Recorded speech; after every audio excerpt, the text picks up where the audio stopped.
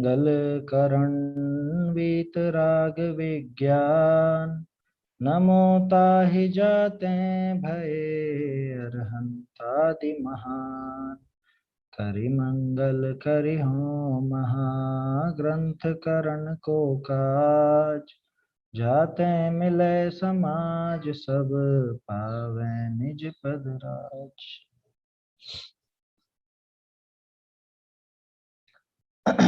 मोक्षमा प्रकाशक ग्रंथराज पर हमारी चर्चा चल रही है। तीनों प्रकार का आभास, निश्चयाभास, व्यवहाराभास, उभयाभास, वो सब किस तरह से चलता है और कैसी कैसी जीव की प्रवृत्ति होती है, ये सब अपन देख चुके हैं। अब तो सम्यक दर्शन जिसको प्रकट होना है, ऐसे जीव की क्या स्थिति रहती है, कैसी उसकी प्रवृत्ति होती है, कैसे उसके विचार होते हैं, है ना, ये सारी बातें अब अपन यहाँ पर देख रहे हैं। टोडरमल जी अपने को दिखा रहे हैं कि सबसे पहले तो उसको क्या कंडीशन बनेगी, उसके साथ परिस्थिति ऐसी बनेगी कि पिछले जो शुभ भाव उसको हुए थे पिछले भाव में, उनके कारण तो उसको वर्तमान की ऐसी अनुकूलता मिल जाती है कि वो सोचने समझने लायक बुद्धि पा जाता है ना। वैसा क्षयोक्षम ज्ञान उसको हो जाता है स्वयं भी, वो ज्ञानावरणी आदि के क्षयोक्षम से, है ना। वो क्षयोक्षम पिछले मोह की मंदता से, वर्तमान में मोह की मंदता ऐसी हुई तो वो अब यहाँ पर लग जाता है, अपने तत्व विचार का उद्यम करने की बुद्धि हुई, यहाँ पर लग गया, प्रयास करने लगा, ये भी मोह की मंदता की निशानी है। इसके अलावा बाहर में निमित्त भी मिल गया देवशास्त्र गुरु का। कहने का अर्थ यह है कि तीन लब्धियों में जो काम होते हैं वो काम इसको प्राप्त हो चुके हैं। ध्यान रखना, लब्धि यहाँ पे नाम नहीं लिया है, लेकिन वो कंडीशन पूरी मिल चुकी है। इनका लाभ ले तो लब्धि है, अगर लाभ नहीं उठाए तो किस बात की लब्धि, लब्धि तो उसे ही कहेंगे ना। देखिए, फिर उसके बाद बात आई थी कि अब फिर वो विचार करता है कि मुझे इन सब का उपदेश मिला, किन किन चीजों का, वो 5 बातें अपन ने देखी थी, है ना।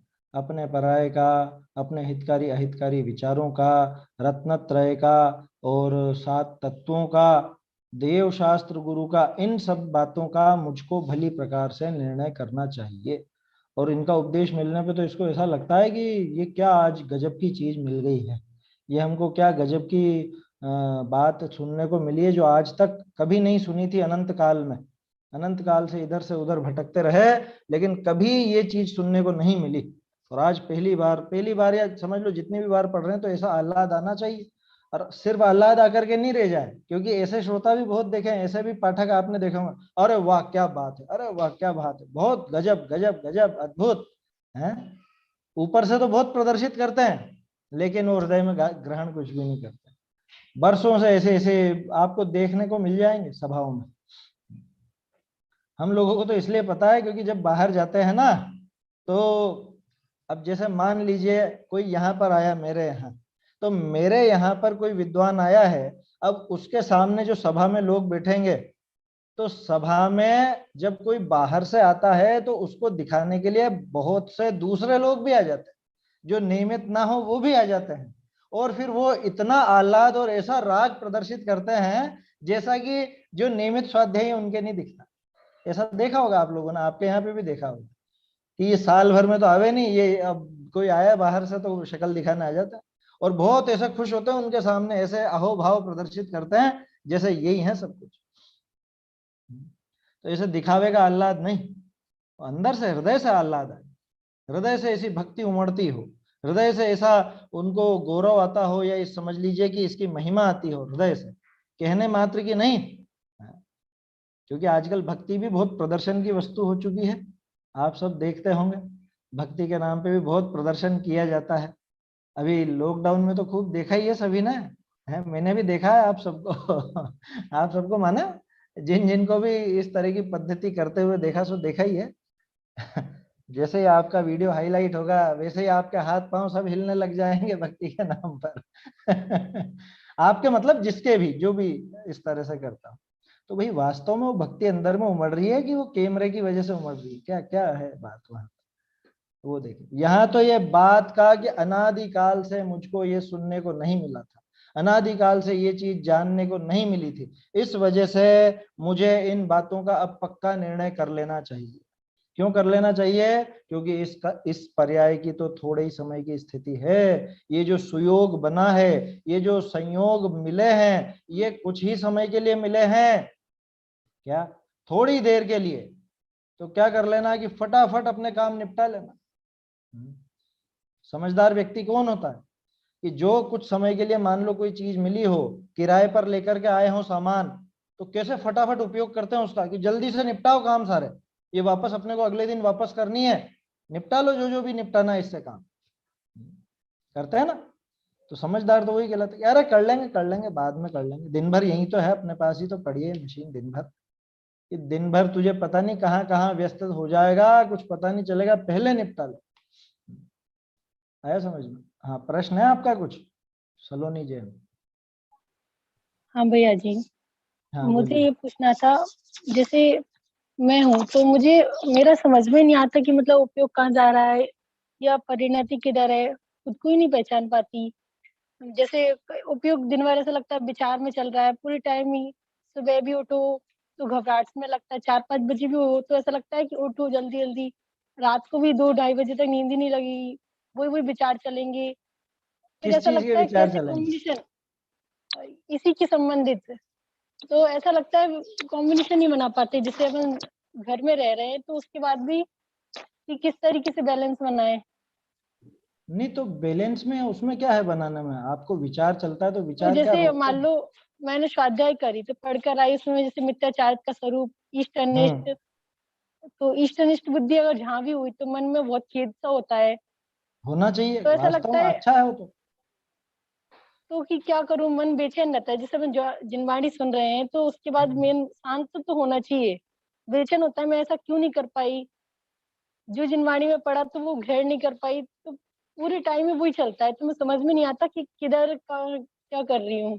नहीं नहीं, अच्छी है बात वो जो बेचैनी है ना, वो आपकी वो छटपटाहट दर्शाती है कि आप इस मार्ग के प्रति रुचि रखते हो। क्योंकि आपको इधर की रुचि नहीं होती तो आपको परवाह ही नहीं होती कि अरे मेरे भाव बिगड़ रहे हैं। भाव बिगड़ रहे हैं इस बात का खेद वर्त रहा, ये अच्छी चीज है। अरे ये बताओ, कोई भी जैसे अपन दवाई लेते हैं या कुछ भी लेते हैं, मान लो या दवाई वगैरह का छोड़ो, प्राकृतिक चिकित्सा में तो इस तरह से चलता है। आपको जो जैसे कोई बीमारी है अंदर में, अब उस बीमारी के कारण बुखार आता है, तो बुखार क्या चीज है वास्तव में? बुखार रोग नहीं है, बुखार तो वो शरीर प्रतिकार कर रहा है इसलिए बुखार आ रहा है। शरीर प्रतिकार कर रहा है इसलिए बुखार आ रहा है। वो रोग जो अंदर में बैठा हुआ है, उस रोग से लड़ रहा है शरीर, तभी तो तापमान बढ़ रहा है। वो अंदर जो भी समझ लो, जो भी हमला हुआ है, जो भी कीटाणुओं का या कुछ भी, तो उससे वो शरीर अपनी प्रतिरोधक क्षमता से लड़ता है, इसलिए वो बुखार आता है। तो बुखार रोग नहीं है ना, वो तो प्रतिकार कर रहा है। ठीक ऐसे ही आपको जो खेद बरत रहा है ये अच्छी बात है, ये छटपटाहट तो अच्छी चीज है ना। आप उस राग को बुरा मान रहे हो, उस विकल्प को बुरा मान रहे हो, माने आप छोड़ना चाहते हो उसको, और धीरे धीरे वो छूट जाएगा। ये खेद वर्तता है, यही तो आलोचना है, और क्या है? ये जो खेद वर्तता है इसी का नाम आलोचना है। वो पाठ पढ़ लेने का नाम थोड़ी ना आलोचना पाठ हो गया। हाँ? यही बात समझ में। तो हम जो सामयिक में आलोचना वगैरह करते हैं, ये वो खेद ही तो है कि मेरे ऐसे ऐसे भाव हुए, मेरे इस प्रकार के राग द्वेष हुए, मुझे ये विकल्प चले तो क्यों चले हैं। जिनागम में तो मैं पढ़ के आया, अभी तो मैंने पढ़ा कि ये राग आदि प्रकट दुख देन, स्पष्ट रूप से दुख देने वाले हैं। कि राग द्वेष आदि भाव जब दुख देने वाले हैं तो मैं क्यों इनमें लगा हुआ हूं या लगी हुई हूं दिन भर, मुझे इन पर विजय प्राप्त करनी है। ये तो हो गया छटपटाहट का कारण, या छटपटाहट होनी चाहिए या नहीं होनी चाहिए इसकी बात। लेकिन खास चीज, मिटाने का उपाय क्या है? वो घबराहट मिटाने का उपाय क्या? घबराहट मिटाने का उपाय ये है कि आप उनकी तरफ देखना बंद करो। तो क्या करें, होने दें उनको कि नहीं? उनकी तरफ देखना बंद करके जो अपना शुद्ध स्वरूप है ना, आत्मा का शुद्ध स्वरूप है, शुद्ध आत्म स्वरूप, उसको उसकी तरफ देखने का प्रयास करो, है ना। आप उस समय विचार करो कि ये जो मुझे राग हो रहा है, ये मैंने जाना या नहीं जाना?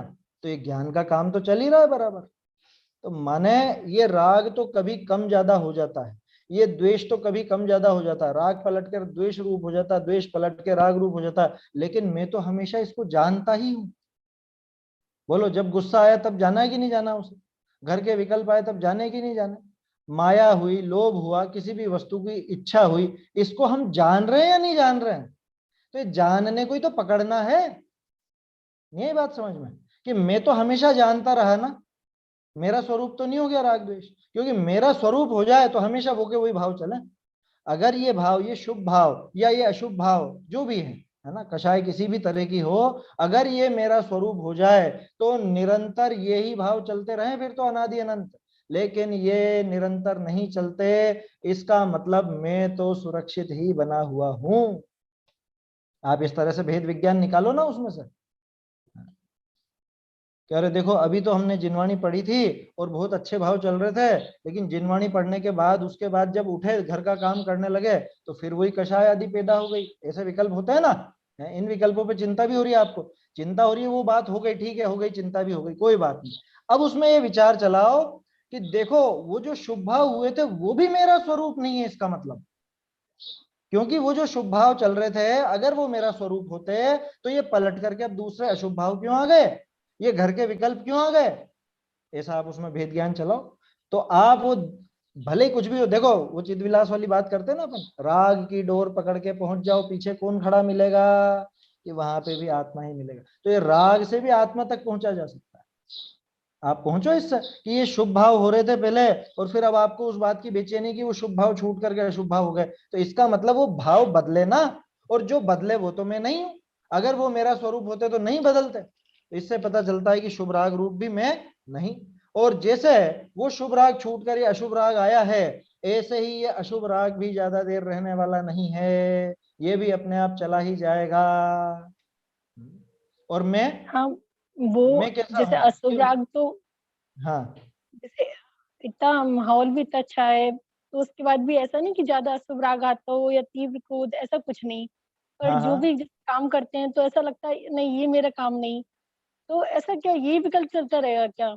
मतलब नहीं किस नहीं, काम में भी मन विकल्प नहीं क्यों चलता लगता। रहेगा? तो ऐसा लगता है कॉम्बिनेशन कैसे बनेगा? उनमें आपस में क्या सिस्टम बनेगा? इसमें ऐसा है कि राग के अनुसार वो कार्य तो सारा होता है ना। राग के नहीं तो अनुसार जैसे बाहर में वो इच्छा नहीं सारा होती, काम फिर होगा। तो भी ऐसा लगता है कि इन सबको छोड़ दो। और फिर ऐसा लगता है कि अपन आलस खूर हो गए कि जो कर्तव्य को छोड़ दें। सबसे पहले तो उसमें ये फिर स्वीकार करना है कि हमारा कर्तव्य क्या है ना। आपको अगर विरक्ति के भाव आते हो तो वो तो श्रेष्ठ है, बिल्कुल श्रेष्ठ है ना, उसकी कोई मना नहीं। क्योंकि आप जो कह रहे हो कि इन सबको छोड़ दो, तो अगर विरक्ति के भाव आते हो आपको, तब तो बहुत ही अच्छी बात है ना। लेकिन विरक्ति के भाव कहीं प्रमाद रूप तो नहीं है, वो विचार कर लेना। क्योंकि ऐसी भी झूठी विरक्ति भी आ जाती है बहुत लोगों को, कि मुझे कुछ भी नहीं करना, बस पलंग पे पड़े रहना। टोडरमल जी ने लिखा ना, वो एक आया तो था, खीर खांड खा करके पड़े रहना चाहते हैं। तो पड़े मिश्रावासी रहने की वाली तरफ से बात नहीं, आया था। हाँ, निश्चयाभासी वाली बात नहीं हो जाए। ये विचार करना, अपने परिणामों को तो स्वयं टटोलना है हमें। छोड़ने का भाव आया है, मैं तो उसकी अनुमोदना करता हूँ, है ना। विरक्ति की बात आ रही है तो उसकी तो अनुमोदना है 100%। लेकिन उसके बहाने से कहीं हम प्रमादी तो नहीं हो रहे, ये विचार आप कर लीजिएगा। उसमें खुद को खुद ही तोलना है, उसमें कोई दूसरा नहीं बताएगा आपको। क्या?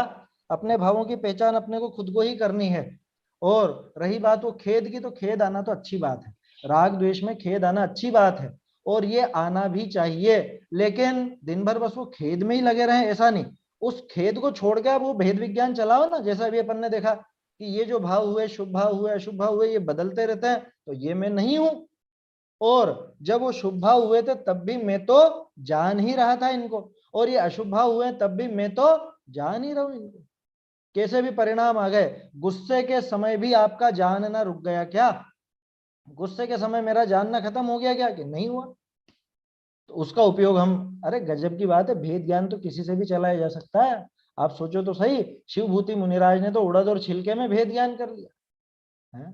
किसी को भी देख करके किया जा सकता है ना। बाहरी निमित्तों पर तो दृष्टि देना ही नहीं है, बाहरी किसी वस्तु पर तो दोष देने की जरूरत ही नहीं है। और भेद ज्ञान इसी से होगा ऐसा भी नहीं है, आप किसी से कहीं भी चला सकते हैं, कोई दिक्कत नहीं है ना। थोड़ा सा अपने परिणामों को उधर दूसरी तरफ लगाएं, परिणामों को परिणामों की तरफ से तोड़कर अपरिणामी की तरफ लगाने का थोड़ा प्रयास करेंगे, तो निश्चित ही जो अपना प्रयास चल रहा है सम्यक दर्शन आदि का रत्नत्रय का, उस प्रयास में सफल हो जाएंगे, कोई दिक्कत नहीं उसके अंदर, है ना। तो वो जो कैसे होगा वो चिंता छोड़ दो कि घर का काम कैसे होगा, फिर वो दिन भर विकल्प चलते रहे। जैसा कार्य बाहर का तो जैसा होना है सो अपने आप होता है। सबसे पहले तो ये स्वीकार करो कि मैं उनका करने धरने वाला नहीं। अभी आप बीच में आपने एक शब्द बोला था, फिर अपना वो कर्तव्य कैसे निभाएंगे, तो कर्तव्य क्या है पहला, है कर्तव्य क्या है, बाहर का काम मेरा कर्तव्य है क्या? कि नहीं साहब, व्यवहार से तो कहा जाता है, अरे तो नहीं, कहा जाता है उसको। कर्तव्य वो शब्दों में तो था, कर्तव्य बुद्धि तो पड़ी हुई है, फिर भी जैसे कोई भी काम है तो ऐसा लगता है कि नहीं, ये मेरा काम नहीं, कुछ भी काम करते तो हैं, पर हाँ। उस समय बहुत ही ऐसा खेद लगता है कि क्या करें।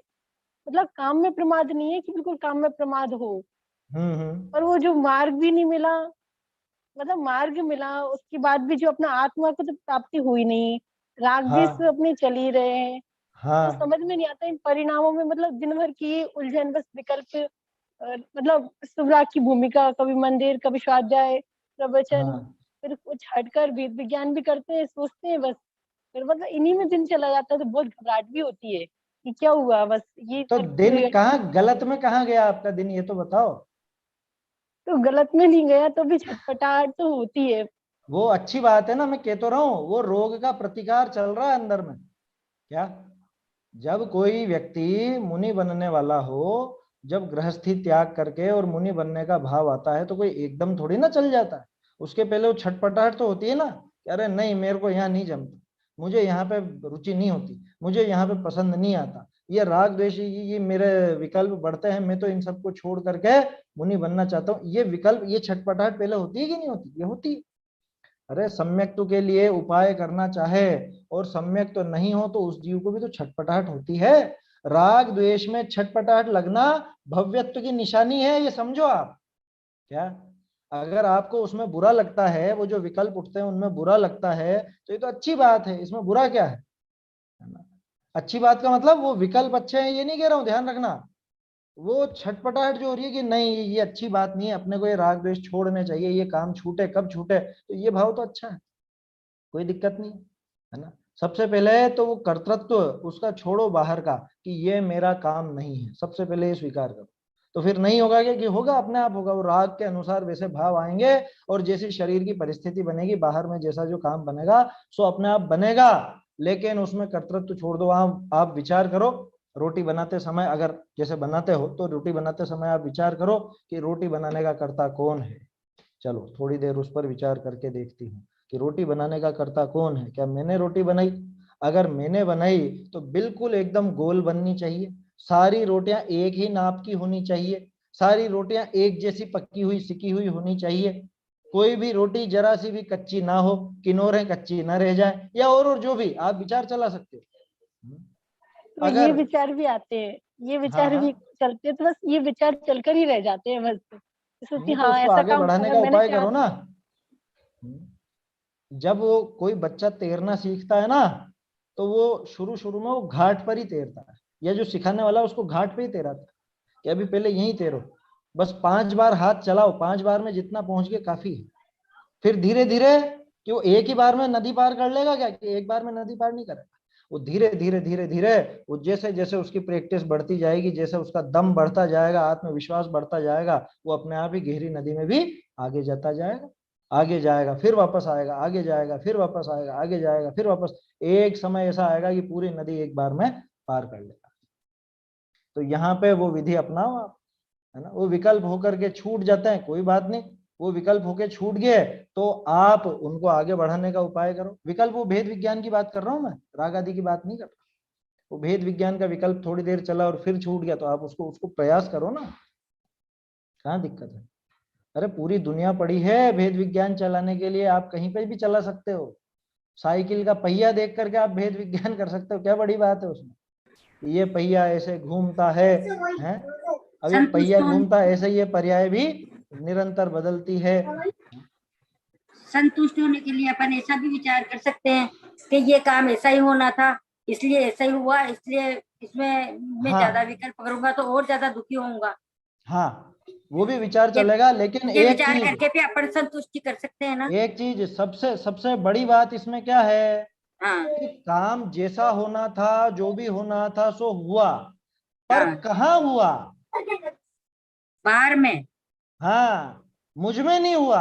हाँ, मुझ में नहीं, बाहर में जो समझ विकल्प में ही चलते बात? हैं, बाहर के कर्ता बनते हैं अपन, वो काम अपने अपनी इच्छा अनुसार नहीं हुआ, नहीं तो हुआ। उसमें ज्यादा दुखी नहीं होंगे अपन, ये बात सोच लेंगे तो। हाँ, ज्यादा दुखी क्या, आप वहां पे उसकी सच्चाई अगर पहचान लोगे तो दुख होगा ही हाँ, नहीं। होगा क्यों? ही नहीं। कि वो हाँ, मेरे हिसाब से नहीं हुआ तो नहीं मैं ये हुआ। विचार करूं, अरे हाँ जब अपने हिसाब से होता उस समय भी हाँ, अपने हिसाब से नहीं हुआ है। नहीं होता, पर मेरी का बात पे करता मैं ध्यान देना। नहीं। हाँ, मैं पर का मेरे करता नहीं। अनुसार हुआ, मैंने जैसा चाहा, हाँ बाहर में वैसा काम हो भी गया, तो हाँ, मेरे चाहने से नहीं हुआ है। नहीं नहीं, वो वैसा ही होना था। आया समझ में? वो हाँ, होना था और इधर मेरे वही भाव हुआ होने है। थे। हाँ, मेरे भाव होने थे और बाहर में वो काम बनना था, तो मैं सोचता हूँ मैंने किया या मेरे नहीं हिसाब नहीं से हुआ। नहीं उस नहीं, समय भी ये विचार करना कि ये जब मुझे लग रहा है कि मेरे जैसा हुआ है, मेरे चाहने से हुआ या मेरे अनुसार हुआ, तो भी मेरे अनुसार नहीं हुआ, वो उसी का परिणामन है। हाँ, जिसका परिणामन है उसी का परिणामन है, वो उसी मेरा का ही है। परिणामन नहीं मैं है। ये पर वहां का पे करता बाहर नहीं। दिक्कत हाँ, मैं पर का कार्य करता बाहर नहीं। में हुआ है, ये कार्य क्या? बाहर में हुआ है, ये कैसे आइडेंटिफाई? कार्य बाहर में हुआ है, मुझ में नहीं हुआ, ये हाँ हाँ, आइडेंटिफाई, इसकी पहचान कैसे करें? इसकी पहचान ऐसे करें कि अगर ये आप में होता तो इसमें कई बातें आप सोच सकते हो कि इससे संबंधी कोई गुण आप में होना चाहिए था, है ना? एक बात, क्या आप उस रूप परिणम गए जो कार्य आप में हुआ, या वो द्रव्य आप रूप परिणमन कर गया जो वो आप में हुआ या आपने किया? दूसरी बात, आप में क्या बदलाव आया? कार्य माने पर्याय, कार्य माने पर्याय। अगर ये मुझ में हुआ होता तो मेरा परिणमन माने कुछ ना कुछ मुझ में बदलाव आता ना। जैसे मेरा में बदलाव तो मैं देखता हूं कि कभी गुस्सा, कभी मान, कभी माया, कभी लोभ, कभी राग, कभी द्वेष, कभी शुभ, कभी अशुभ, इस तरह का परिवर्तन मुझे मेरे में नजर आता, स्वयं में नजर आता है ना। कभी ज्ञान विशेष खिल जाता है, माने कभी विशेष जानने में आता है, कभी थोड़ी भी बात याद नहीं रह पाती, तो ये परिवर्तन मुझ में नजर आता है। लेकिन रोटी कैसी बन रही है, या रोटी जलना, या रोटी सिकना, ये मुझ में, मेरे में तो होता हुआ महसूस नहीं होता ना। अगर रोटी बनना मेरा कार्य हो तो मैं गर्म हो जाऊं, क्योंकि रोटी तो वहां चढ़ी है ना आग पर। नहीं बात समझ में?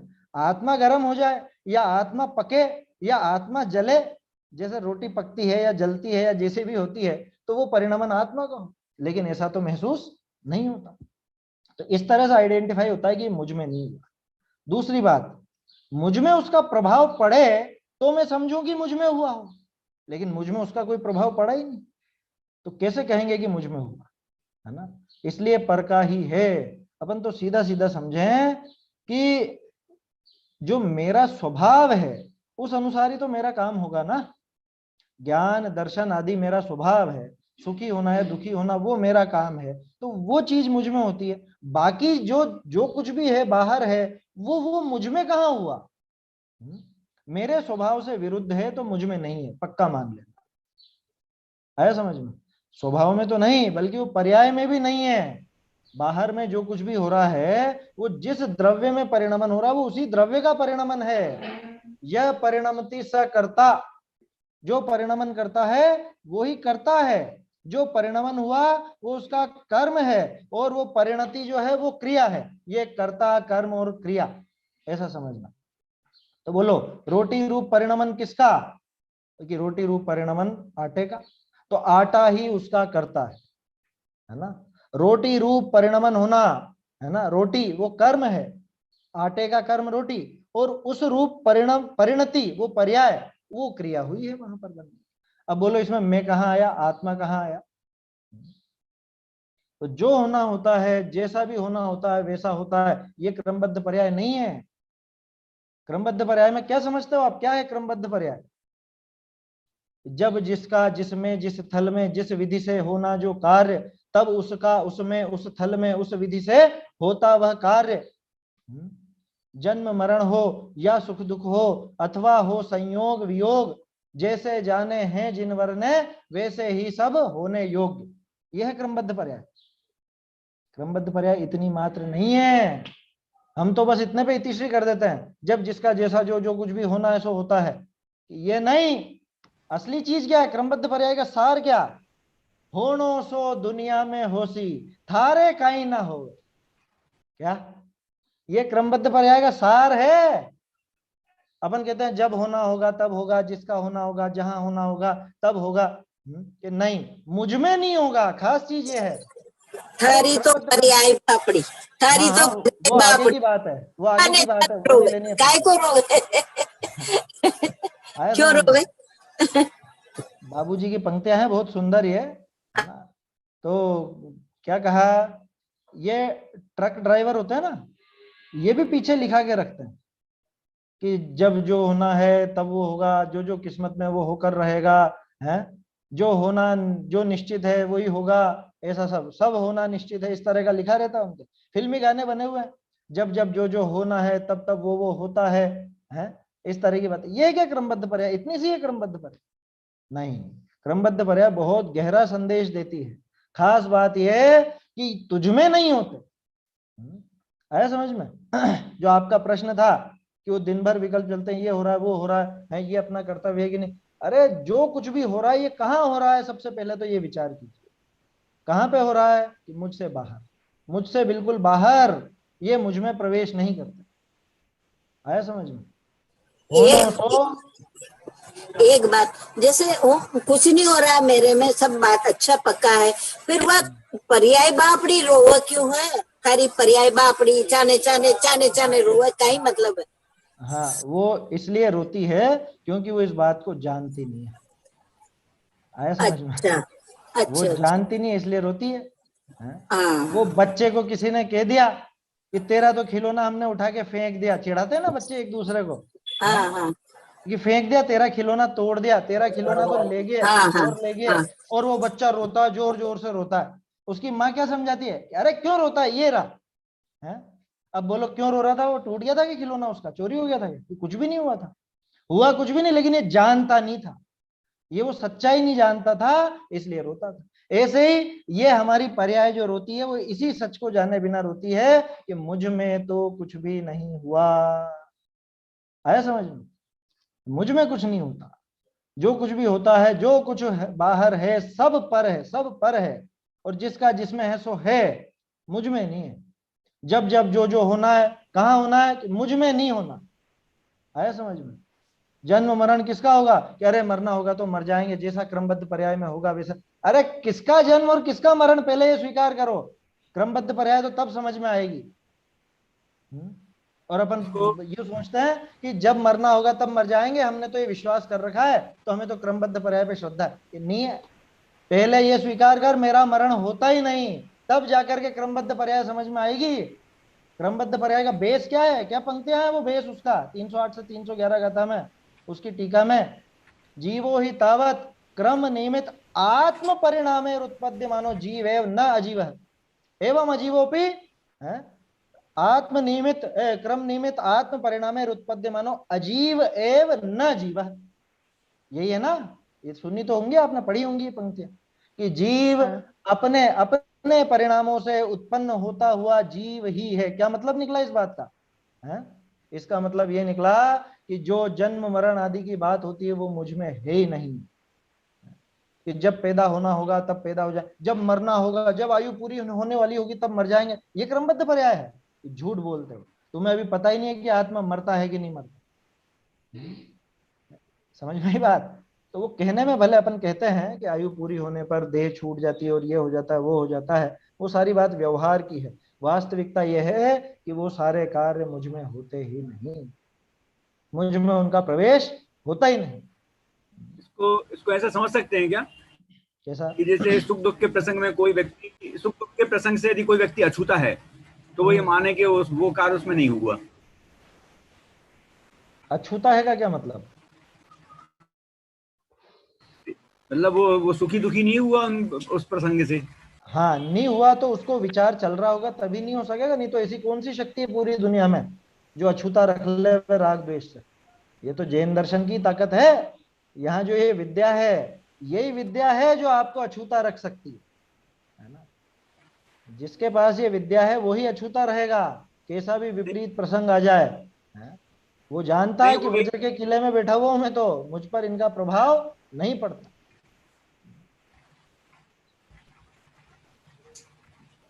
चलिए ठीक है, तो वो जो ये कह सकते हैं अपन कि जो संसार में सारे नाटक सुख दुख के सब दिख रहे हैं वो हाँ, मेरे में प्रवेश नहीं करते और नहीं करते। मैं इनका सिर्फ ज्ञाता दृष्टा हूँ। हाँ, ये तो मैं भी इनमें प्रवेश नहीं करता। हाँ, मैं भी इनमें प्रवेश नहीं करता, सिर्फ जानने देखने वाला हूँ। हाँ, अभी अभी इसमें ठहरो, और है बाकी हाँ बात। मैं इनके हाँ जानने देखने वाला हूँ कह करके भी ये हाँ। उनका कर्तृत्व ही ओढ़ता है। नहीं बात कैसे? समझ में? ये हाँ इसने रूप बदल लिया अपने कर्तृत्व की मान्यता का। ये और आगे की बात है ना, आज थोड़ी सी बारीक होगी ये बात, किसी को नहीं आए अच्छा। समझ में तो स्पष्ट पूछिएगा। ये हाँ वहां पे आचार्य देव ने क्या लिखा, अमृत चंद्राचार्य ने, कि जो ये कहता है ना कि मैं इनको जानता हूं, ये जो अध्यवसान है सो वैसा ही अध्यवसान है कि मैं इनको जिलाता हूं या मैं इनको मारता। बोलो क्या?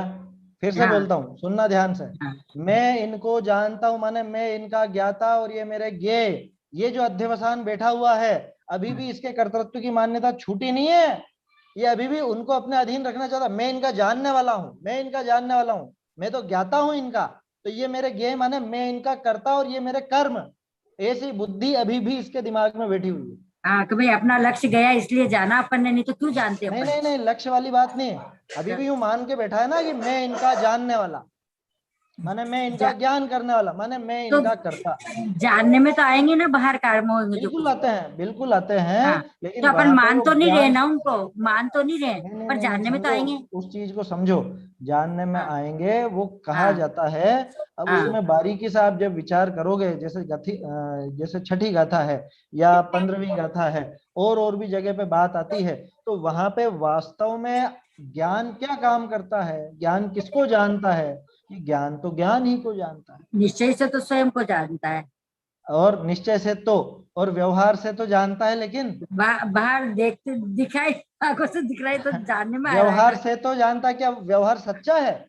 नहीं हैं? झूठा है वो तो, तो फिर व्यवहार तो उसमें आप झूठा है। निश्चय से तो और व्यवहार से क्यों लगा रहे हो? नहीं तो फिर जब सामने कोई चीज आ रही है तो उसको जानने में आई ना, ये बात समझाओ। हाँ, जानने में फिर आई, हाँ लेकिन फिर क्या करें वास्तव में, उसका।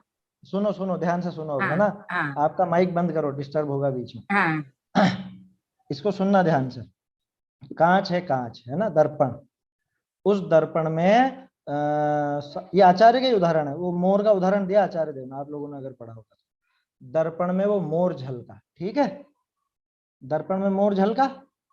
तो अब बताओ वो जो झलका है वो किसका काम है, या वो क्या चीज है? वो मोर है? वो मोर जो दर्पण का बाहर में स्वभाव। बैठे हुए, स्वभाव नहीं, स्वभाव नहीं। स्वभाव के दोगे तो चक्कर पड़ेगा। स्वभाव हो तो हमेशा वो का वही दिखे। स्वभाव हो तो हमेशा मोर ही नजर आए, दूसरी चीज क्यों नजर आ रही है? स्वभाव नहीं बोलना। वो काम जो उसके दर्पण में हुआ सामने है, इस जाएगा चीज को वही तो स्वीकार करें। दिखेगा। वो तो दिखेगा। अभी यहाँ पे ये समझने की कोशिश करो, वो जो दिखा है वो क्या चीज है? क्या वो मोर है कि नहीं? मोर नहीं है। अच्छा ये बताओ। प्रतिबिंब। हाँ हाँ, प्रतिबिंब। प्रतिबिंब है, प्रतिबिंब है। सुनिए ध्यान से कि वो जो प्रतिबिंब है वो किसका है? मोर का है? हैं? मोर का नहीं है, वो कांच का ही, वो दर्पण का ही प्रतिबिंब है। ये कैसे कह सकते हो आप ये बात? आपने देखे कई तरह के कांच होते हैं, किसी दर्पण होता है, उस दर्पण के सामने आप जाओगे तो भले दुबले पतले मोटे नजर आओगे, या बहुत से कांच ऐसे होते हैं वो उनके सामने जाओगे एकदम दुबले लंबे नजर आओगे, किसी में एक सा गोल सा चेहरा दिखेगा आपका, ऐसे होता है ना दर्पण। तो अब ये बताओ, वस्तु तो नहीं है वैसी, जैसा प्रतिबिंब दिख रहा है वैसी है क्या वस्तु? वस्तु नहीं है। तो इसका मतलब ये तो नक्की हो गया कि वो जो वहां पे प्रतिबिंब झलक रहा है, जो कुछ भी वहां पे वो झलकन आ रही है, वो झलकन उस वस्तु की तो नहीं है। किसकी है? कि वो उस दर्पण की है। चलो ठीक है, एक बात पे आए अपन कि वो जो जानने में आया वो मोर नहीं था, वो तो उस मोर का प्रतिबिंब था। एक बात ये कही थी। फिर उस बात को खंडित करते हुए अपनी दूसरी बात आई कि मोर का नहीं था वो प्रतिबिंब, वो तो कांच का ही था, दर्पण का ही था। दर्पण का ही था ना, दर्पण का ही था। अब दर्पण का प्रतिबिंब क्या होता है? वो तो दर्पण ही है। तो दर्पण ने किसको प्रतिबिंबित किया? कि दर्पण ने स्वयं दर्पण की पर्याय को ही, उसी को प्रतिबिंबित किया। दर्पण ने दर्पण को ही प्रतिबिंबित किया है वास्तव में। ज्ञान में ज्ञान ही जानने में आता है, अन्य वस्तु जानने में नहीं आती, ये उसका आशय है। लेकिन और मन में आचार्य तो जी देव, आ जाते हैं ना भाव कि जी हाँ मेरा स्वभाव ऐसा है, जानना देखना, कोई ऐसा काम हो गया तो हाँ अंदर से जी बाहर से आता है कि मैं तो इसका करता रहता हूँ नहीं, अंदर से हाँ मैं तो सिर्फ जान रहा देख रहा हूँ। हाँ, ठीक है, उसमें दिक्कत नहीं है, वो आएंगे शुरू शुरू में, ये आएंगे विचार, है ना। अपन थोड़ा सा इसको बदलें उदाहरण को। मैंने खंबे को जाना, खंबे का ज्ञान हुआ, ठीक है। तो खंबे का ज्ञान हुआ, इसमें क्या हुआ? खंबा ज्ञान में प्रवेश कर गया? नहीं करा। नहीं ज्ञान खंबे में प्रवेश कर गया? नहीं नहीं करा। ज्ञान यहीं पर रहा, खंबा वहीं पर रहा। तो अब ज्ञान में ये जो आकार बना, ये किसका आकार है? ये खंबे का आकार है कि नहीं? जी खंबा तो 10 फुट लंबा है, और ज्ञान तो मेरे जितना शरीर का आकार है, 5.5-6 फुट है, उतना ही है ना। तो जी ज्ञान का तो वास्तव में ज्ञान का ही आकार है। अब ये ज्ञान का आकार क्या है? ये ज्ञान का आकार क्या हो? तो ज्ञान ही है। यही बात समझ में। ये अपन संक्षेप में कर रहे हैं अभी बात अपना, क्योंकि विषय ये नहीं चल रहा था। ये तो आप वहां देखोगे ना, जब वो सेटिका की गाथाएं हैं, या सेटिका की जी गाथा माने वो जो खड़िया वाला उदाहरण आपने सुना होगा समय सार जी में, वो गाथाएं आप देखोगे, या जो इस तरह की बात और आती है जहाँ कर्ता कर्म का निषेध कराया है। ज्ञान ज्ञेय के माध्यम से ये कर्ता कर्म की भावना चलाना चाहता, मैं इनका जानने वाला हूं, मैं तो जान रहा हूं, मैं तो जान रहा हूं, मैं तो जान रहा हूं, कि तेरे मन में चोर पड़ा हुआ है। आया समझ में? क्योंकि तू जानने के नाम पर भी उनका कर्तृत्व बनाए रखना चाहता है। आया समझ में? अच्छा, वो जानना कहाँ पे होता है? जानना तो मुझ में ही है ना, मेरे में, ज्ञान में ही है ना। तो ज्ञान का ही तो है सारा जानना, और कहाँ होगा? वो जानना भी ज्ञान का ही है। कि तो फिर ये सब चीजें जानने में तो आ रही है कि ये सब उस ज्ञान का ही परिणमन है। वो ज्ञान ही तरह तरह के आकार अपने आप बना रहा है। नहीं बनाता है ज्ञान आपका? नहीं बनाता है? बताओ कब बनाता है? आप रात में जब सो जाते हो तो बोलो, ज्ञान कैसे कैसे आकार बना के सामने ले आता है। कौन सी वस्तुएं हैं उनमें से असली है क्या? असली है क्या? अब जाने कैसे कैसे सपने आ जाते हैं ना। बच्चों से पूछो कभी, बच्चे एकदम जाग जाते हैं उठ करके, क्या हुआ बेटा? क्यों रे, सपने में ऐसा देखा, वो पता नहीं कैसा राक्षस आ गया, या वो इस तरह का आ गया। वो जो दिन भर कार्टून वगैरह देखते रहते हैं, वही वही चीजें उनके दिमाग में आ जाती है। वो सब देखते देखते, अब बोलो वो कौन सी चीज थी, किसका परिणमन था, किसको जाना उसने, किसको जाना? उस तरह की कोई वस्तु थी क्या? उस तरह की वस्तु तो पूरी दुनिया में है ही नहीं कहीं पर। जो उसने उस सपने में देखी, जो उस ज्ञान ने आकार बनाए, वो तो पूरी दुनिया में कहीं पर मौजूद नहीं है ना। तो बोलो, ज्ञान ने किसको जाना? किसको जाना? ज्ञान ने ज्ञान को ही जाना। ज्ञान ने उस ज्ञान की पर्याय को ही तो जाना है, और किसको जाना है? ये वास्तविकता है। आया समझ में? खैर, जो उसने कभी देखा नहीं तो फिर वो हाँ, ज्ञान में कहाँ से आ जाता है? अब ये सोचो ना आप ही, जब वो वस्तु ही नहीं है तो वो कहां से आ गई? वो ज्ञान की सामर्थ्य ऐसी कि इस तरह के रूप बना सकता है ज्ञान।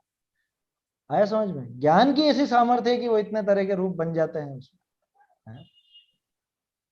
समझ में आई बात? ज्ञान में ऐसी गजब की शक्ति है। इस शक्ति का नाम है योग्यता। न्याय दीपिका अगर आप पढ़ोगे तो उसके अंदर आएगी, योग्यता भी आएगी, योग्यता की परिभाषा भी आएगी।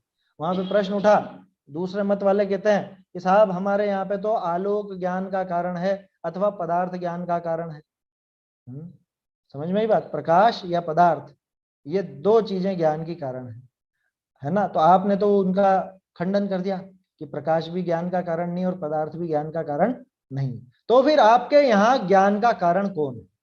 माने ये निश्चित कैसे होगा कि इस समय ज्ञान इसी वस्तु को जानेगा, दूसरी वस्तु को नहीं जानेगा? जो आपका प्रश्न था, फिर इतनी सारी चीजें कैसे आ जाती है ज्ञान में, है ना। ये निश्चित कौन करेगा? कि ये योग्यता निश्चित करती है। योग्यता माने क्या? स्वावरण क्षयोपम लक्षण योग्यतया ही प्रतिनियतम अर्थम व्यवस्थापयति, ऐसा वहां पर सूत्र आता है ना। न्याय दीपिका आदि न्याय के ग्रंथों में यह आपको पढ़ने को मिलेगा। स्वावरण क्षयोपम लक्षण योग्यता। योग्यता माने क्या? कि अपने अपने आवरण का क्षयोपम, है ना, ये उस योग्यता का लक्षण है। अपने आवरण, किसके आवरण? वहां जो स्व लिखा है ना, स्व का मतलब आत्मा नहीं है, स्व का अर्थ ज्ञान नहीं है। वहां स्व का अर्थ है जिस वस्तु संबंधी, है ना, जो भी उसकी वो पर्याय बननी है, उससे संबंधित आवरण का क्षयोपम होना, ये योग्यता का लक्षण है। क्या मतलब? कि इस समय आपको जिस समझ लो जो ज्ञान की पर्याय जैसी बननी है उस संबंधी ज्ञानावरणी कर्म का क्षयोपशम होना ये निश्चित करता है कि आपको वो चीज जानने में आएगी।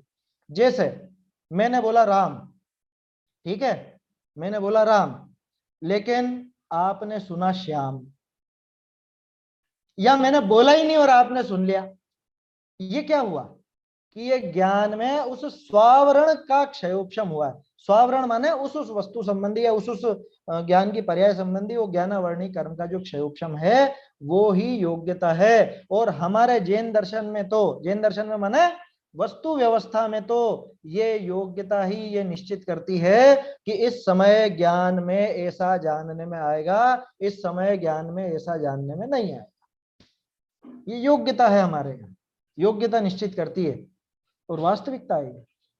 अब बोलो, वो वस्तु का होना जगत में जरूरी नहीं है, जगत में उस वस्तु का होना बिल्कुल जरूरी नहीं, वो वस्तु ही नहीं हो और ज्ञान अपनी कलाकारी दिखाता रहता है, अपनी चित्रकारी करता रहता है ज्ञान, तरह तरह के चित्र आपके सामने दिखा देता है। अपने अभी भी आप जैसा देख रहे हो जरूरी थोड़ी ना कि वस्तु ऐसी है, ये आपको पीछे उल्टा नजर आ रहा है कि सीधा नजर आ रहा है? सीधा दिख रहा है ना, मुझे तो उल्टा नजर आ रहा है। मेरे मोबाइल में मैं देख रहा हूं ये जैन अध्ययन केंद्र उल्टा लिखा हुआ नजर आ रहा है मुझे, समझ में आई बात? और आपको सीधा नजर आ रहा है। अब बोलो, आप उस वस्तु को जान रहे हो सही सही कि मैं उस वस्तु को गलत जान रहा हूं? कि दोनों का ज्ञान उस ज्ञान की पर्याय को ही जान रहा है वास्तव। समझ में आई बात? सपने में वही चीज आती है जो कभी ना कभी देखी हो। नहीं नहीं नहीं, कोई नियम नहीं है ऐसा, ऐसा कोई नियम नहीं। इस तरह के आपने खूब किस्से सुने होंगे कि एक व्यक्ति वो रात को नींद में उठकर वो ब्लैक बोर्ड पर पता नहीं कौन सी भाषा में और लिख देता और सवाल के जवाब कर देता और ये सब कर देता, और जागते में उससे पूछो तो वो जागते में उसको भाषा आती ही नहीं, कुछ भी नहीं आती। तो उसका कभी जीवन भर अपने वो उस शहर से बाहर नहीं निकला, किसी व्यक्ति से वो भाषा नहीं सीखी, लेकिन वो भाषा उसका हल कर देता। स्त्यान गृद्धि आदि के उदय में इस तरह की स्थितियां होती है। एक तरह से पिछला कुछ ऐसा उदय भी है और क्षयोपशम भी है, तो उस जानने वाली चीज का तो क्षयोपशम है और जो नहीं जानने वाली उसका उदय है। दूसरा अध्याय के दूसरा अधिकार के समय चर्चा की थी अपन ने जानने की प्रक्रिया की। तो ज्ञान और आत्मा एक तरह से एक ही चीज हो गई? एक ही है, एक ही, अलग कहाँ है? शक्कर और मिठास अलग अलग है क्या? अब एक ही हुई, बस वही है। इतना है कि आत्मा में ज्ञान के अलावा और भी बहुत से गुण हैं, लेकिन आत्मा को पहचाना ज्ञान से ही जाता है ना। जैसे शक्कर में सिर्फ सफेदी थोड़ी ना, वो मिठास ही थोड़ी ना, सफेदी भी है, खुशबू भी है, चिकनापन भी है। ऐसे ही आत्मा में भी अनंत अनंत गुण हैं, उनमें से ज्ञान एक है। लेकिन ये भेद नहीं है कि ज्ञान अलग है या ज्ञान अलग से उसमें डाला गया है। जैसे मिठास शक्कर में अलग से थोड़ा डाली गई है, तो उसमें है, उसका स्वरूप ही है। ठीक ऐसे ज्ञान और आत्मा एक में एक है। आया समझ में? लेकिन चक्कर क्या पड़ता है, मैं ज्ञान को देखता हूं क्या जान रहा हूं उसकी तरफ से, ये नहीं देखता हूं कि जानने की प्रक्रिया चल रही है, जो उस जानने की प्रक्रिया को नहीं पकड़ता। मैं तो ये पकड़ता हूं कि क्या जानने में आ रहा है। इसको बोलते हैं ज्ञेय लुब्धता। क्या इसको कहते हैं? ज्ञेय लुब्धता। ज्ञेय का लोभी होकर के मैंने ये जाना, मैंने ये जाना, मैंने ये जाना, ये सब वस्तुएं मेरे जानने में आई, इनके जानने का मैं करता और ये मेरे ज्ञेय, ये ज्ञेय लुब्धता है। समझ में ही बात? तो इस ज्ञान के जानने लायक क्या चीज है? मतलब ज्ञान के जानने लायक क्या चीज है? यूं हाँ भाई, जैसे दूसरी चीजों को अपन जान भी रहे तो वो भी मान लो गलत है, तो क्या इसके नहीं, गलत वाली बात नहीं है इसके अंदर। जानने में गलत और सही वाली बात नहीं है। नहीं, बात गलत का ये है मतलब कि जैसे आप कह रहे हो ना कि ज्ञान से दूसरी चीजों को जान भी रहा है तो वहां इसका कर्तव्य छुपा हुआ है। नहीं नहीं नहीं नहीं समझे आप मेरी बात। ये दूसरी चीजों को जान रहा है तो कर्तृत्व छुपा हुआ है नहीं। ये सोचता है, ये मानता है कि मैं इनको जानने वाला और ये मेरे ज्ञेय, ये इसके कर्तृत्व की भावना है। बाकी जानने में तो पूरा विश्व, पूरा 3 लोक केवल ज्ञानी भगवान के ज्ञान में झलकता है, तो उससे कोई वो करता होगा क्या? ज्ञान में उन सबका झलकना वास्तव में अभी ज्ञान ही झलक रहा है, तो भी ध्यान रखना है ना। ये जल्दबाजी में अपन ये सारी बात कर रहे हैं, मिक्स हो गई बहुत सारी बातें, तो हो सकता है आपको किसी को थोड़ा कंफ्यूजन भी हो। ये तो कभी विस्तार से उस बारे में बात चलेगी तब चलेगी, है ना। अभी तो आप यूं समझो कि जानने में आना या ये जानने की जो प्रक्रिया चल रही है, ये जानने की प्रक्रिया का चलना कर्तृत्व की निशानी नहीं है, बल्कि मैं इनको जानता हूं और ये मेरे ज्ञेय, माने मैं इनका कर्ता और ये मेरे कर्म, ऐसी जो भावना है वो गलत।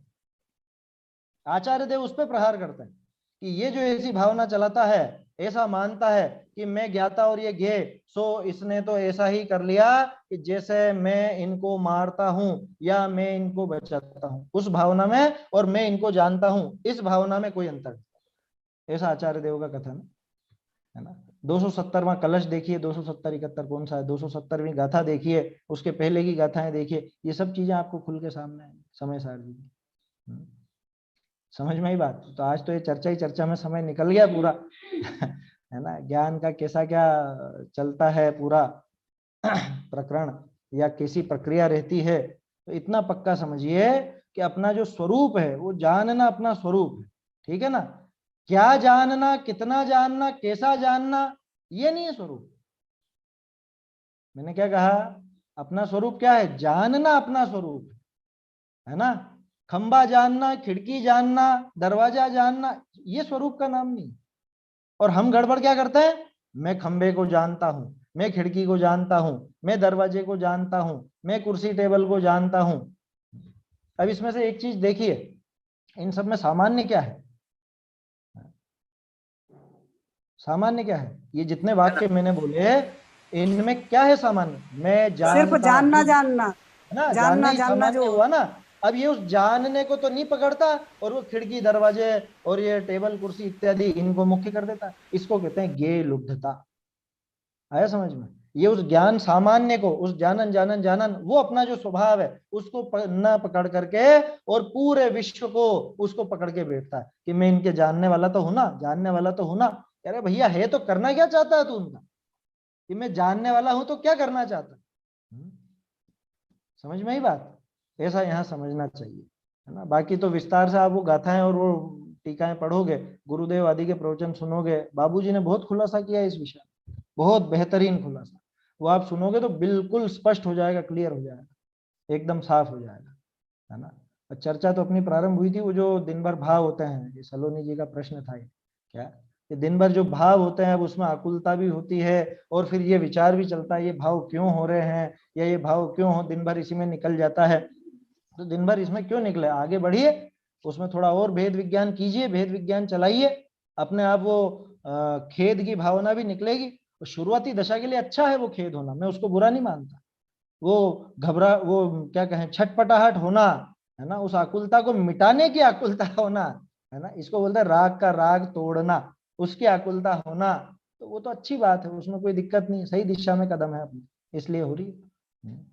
अरे इंजेक्शन लगेगा, सर्जरी होगी तो तड़पड़ाएगा तो सही नहीं तड़पड़ा रहा तो मुर्दा है वो, तो जो जिंदा है वही तो छटपटाएगा, नहीं बात समझ में।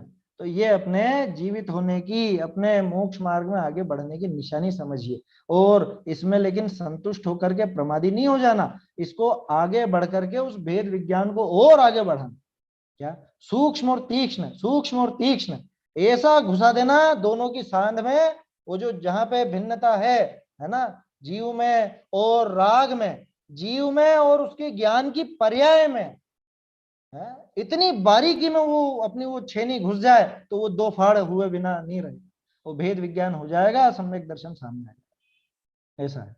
तो आज तो चर्चा हो गई काफी, और आज तो प्रकरण चला ही नहीं ना, है?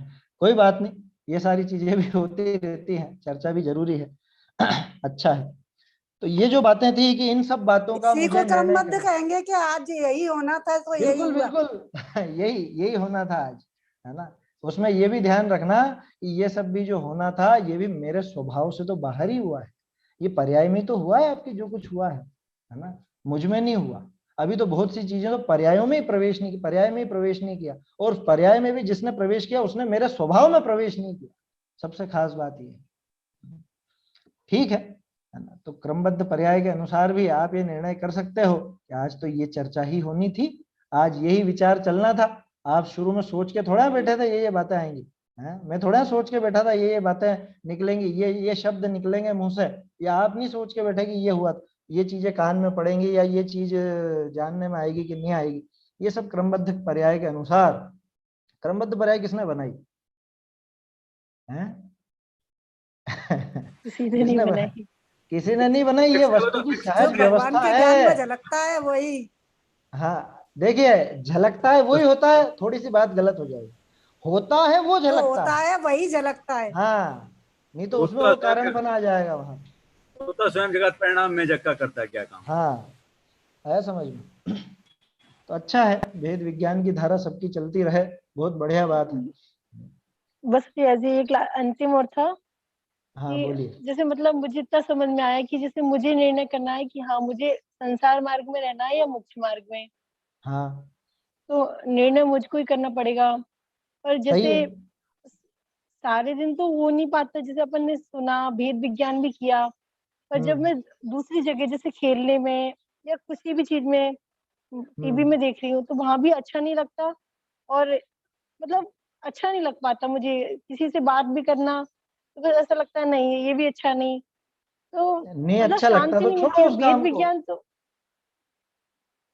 नहीं, तो नहीं, कहीं भी जैसे कोई भी हो, हाँ हाँ किसी से ऐसा बैर भाव भी नहीं है, बहुत अच्छा सब लोगों से आपस में सामंजस्य, मोहल्ले में सब जगह, हाँ हाँ पर हाँ। कहीं भी रहना किसी से बात करना अच्छा नहीं लगता। फिर मैं सोचती हूँ, क्या पता मैं कुछ अभिमानी नहीं हो गई क्या, नहीं नहीं नहीं नहीं या नहीं, क्या उसमें बात है। दूसरों से मत तोलो खुद को, है ना। दूसरों से मत तोलो कि कहीं लोग मुझे अभिमानी न समझ लें, या कहीं मैं अभिमानी तो नहीं होगी। ये तो आप खुद विचार करो अभिमानी हुए कि नहीं हुए, है ना। लेकिन अगर इसलिए कि अरे फालतू राग रंग की बातें अपने को नहीं सुहाती, अच्छी बात है।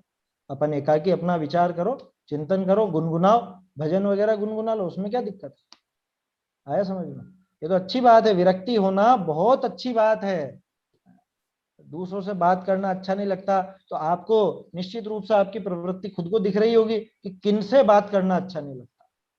इस साधर्मियों से बात करना अच्छा नहीं लगता, कि ये जो फालतू राग रंग की बातें करते हैं उनसे बात करना अच्छा नहीं लगता, कि कोई रिश्तेदारों से बात करना अच्छा नहीं लगता, या दोस्तों से बात करना अच्छा नहीं लगता, या जो मुझसे उल्टी बात करते हैं उनसे बात करना अच्छा नहीं लगता, या जो मेरी तारीफ करते हैं उनसे बात करना अच्छा नहीं लगता।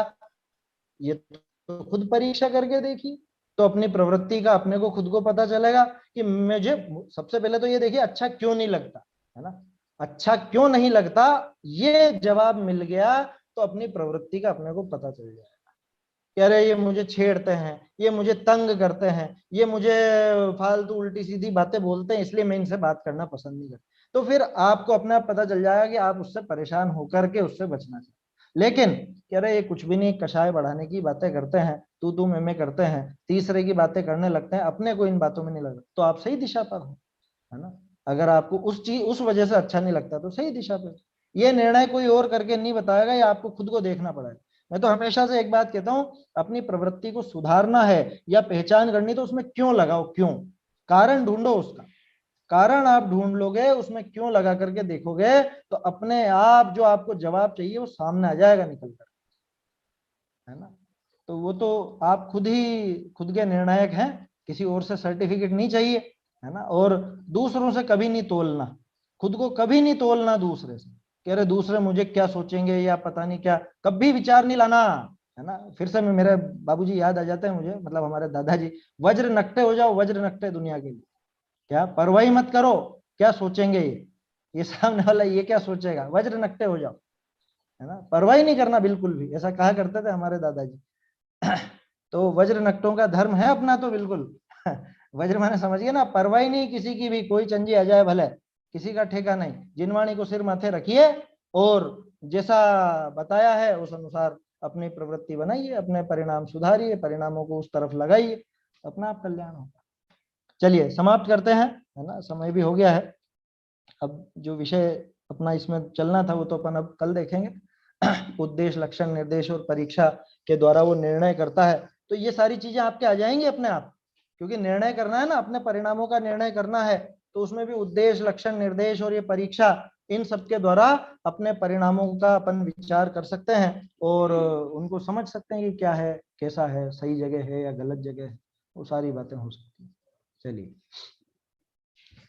निज निधि निज में बताई यह अनंत उपकार है, इसके लिए जिन वाणी माँ को वंदना शत बार है, वंदना शत बार है।